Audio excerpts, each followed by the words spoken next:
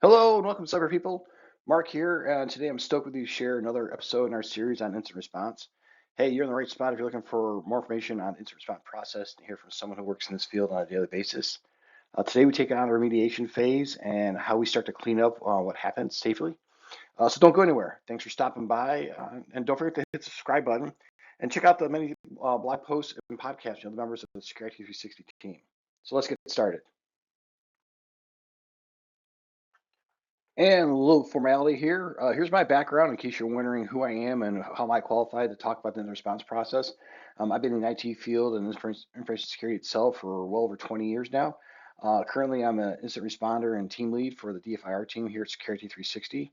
And my purpose for putting out these videos is to kind of help anyone out there who's looking about incident response process, whether you're a large company or just getting started in cybersecurity yourself.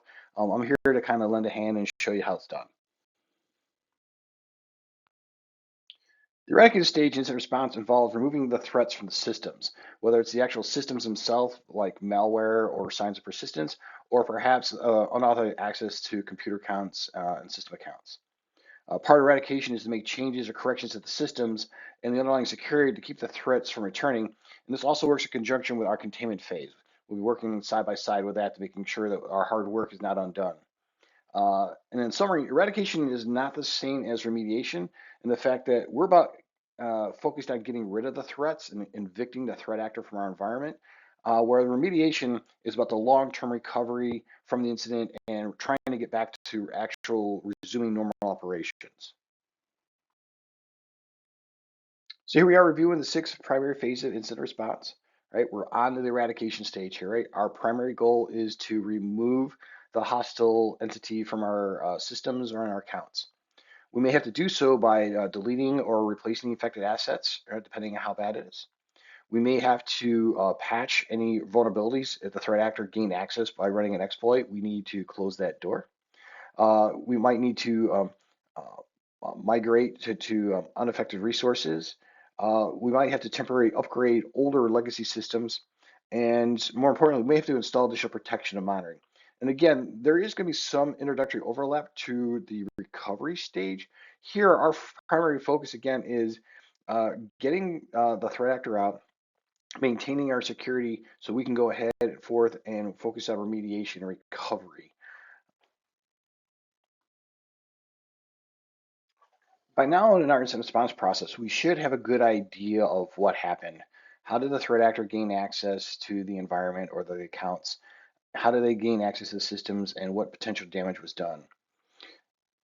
Once we have that, now we're going to be mapping out our removal steps. We have to do the evaluation, right? Is the system too far gone to attempt recovery? Is the time for recovery too great? Or should we just nuke the system and start over? Don't forget, we need to also map out ahead of time who makes that call, who makes that determination during an incident when a system is too far gone to attempt recovery. We also have to start mapping out the cleanup and prevent reinfection. Again, it's one thing to throw someone out of your environment, but if you haven't sealed out that back door, like our good friend Barney here, he's just going to be back. And too many times, unfortunately, we've seen organizations where they handled an incident themselves, they went down the line, they patched things, but they never really determined the root cause as far as access. And then a short time later, they were reinfected. This time, the threat actor was a little bit angry, a little more malicious. The other things we need to start evaluating is, do we store from backups? You know, our systems are what's the integrity of them as far as their health? Do we trust them? We may be deploying additional security controls as far as network controls or any additional security softwares that we might have to bring in to control our environment.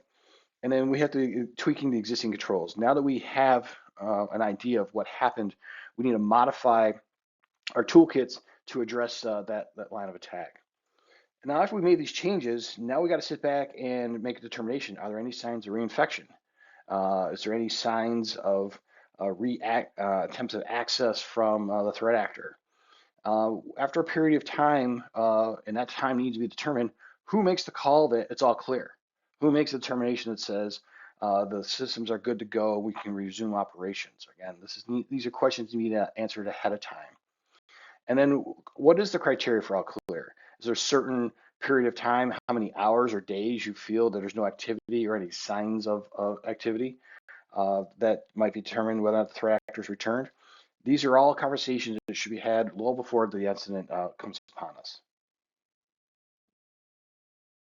And taking a sidebar again to talk about some of the tools that are out there that helped us. Threat intelligence is a great resource when we're handling an incident. Security research teams from CrowdStrike, Palo Alto's Unit 42, Cisco Talos, just to name a few, and there are a lot of them out there. These are just a handful. I don't mean to omit anyone out there. These researchers, they record the actions that are taken by threat actors, and they map out the steps taken from the very beginning, from reconnaissance all the way to the full execution of their attack and their execution of their objectives. They take those actions and map them against the MITRE ATT&CK framework and the cyber kill chain. For easy cross analysis with our security controls, we can now see what controls are out there that could have blocked the threat actor or allows us to implement new security controls to block the access. If you want to know more about the cyber kill chain, be sure to check out the first video in our series. So the cool thing is you can follow these playbooks and see how the threat actor might have accessed your system and see what tasks they performed while they were there. This is no different than football, where the offensive team, we as defenders know their playbook. We know what plays they're going to run, and now we can put our defense in the exact position to block them. Right? This gives us a great plan for careful remediation. Because here's the thing: there are things we know and things we don't know. Things we know are things that are easily detected by our security systems. The things we don't know are things that our security systems missed or weren't able to see, but they might still be there. Having these playbooks allows us to have a coordinated effort to look for things that our current network monitoring or system tools might miss. We're now able to map out remediation steps and put in tighter security controls against the tactics that we know are being used. Right? We're not no longer just throwing stuff on a wall and hoping it sticks. We actually have a plan. And this also gives us a list of objectives and things to search for to help determine whether or not we've gotten everything. Now, the ability to search across multiple systems and a myriad of things such as file hashes, IP addresses, websites, user count logins is absolutely vital. We need visibility. We need to be able to look at things quickly. And this is where tools like an EDR system or a SIM, a security management system, are absolutely needed for today's environments. If you don't know what one is, or you're an environment that doesn't have it and you're interested in learning more, reach out to us at Security 360. More than glad to talk to you about our MDR solutions and our EDR solutions to work with you. But the point is, you need to start gathering information, facts from multiple sources to line up against this playbook that the threat actors are giving us. And of course, it can't be a video about incident response without talking about documentation. So here we're capturing and recording what we found. Right? And we're also going to record what eradication steps were done. And along the way, the eradication steps, we may uncover more facts, more information. We need to record that and feed that into our analysis and feed that into advanced searching. And we're pulling on a thread and seeing where this goes. We may find more threats along the way. And of course, we're capturing all this stuff so we can have a quality lessons learned after action review when everything is back to the all clear state. All right, coming to an end of another episode here on remediation. So our focus here is remove all signs of malicious activity. We also want to address the threat actor's vector of attack. How do they get in here? We want to close that door so they don't come back in and we have a continuous state of reinfection. Now that might be working along with containment to patch and modify some system defenses. We have to know our capabilities, know what tool sets we have, and for monitoring as we go along. And of course, we need to continue and monitor and evaluate the situation. We're constantly making evaluations. Have we stabilized? Are we clear? If so, what are our metrics for that? And of course, we want to record everything as we go along the way. And that brings us to the end of this episode. We've covered a lot of ground today. I hope you found it informative, engaging. If you missed any of the previous episodes, now's the perfect time to catch up. Don't forget to hit the like button if you enjoyed today's content and subscribe to stay updated on all of our future episodes. Join us next time we dive deeper and explore the next stage of the incident response process. We've got some exciting content lined up. You are not going to want to miss it. Until then, keep exploring and keep learning. Thanks for watching, and we'll see you in the next episode.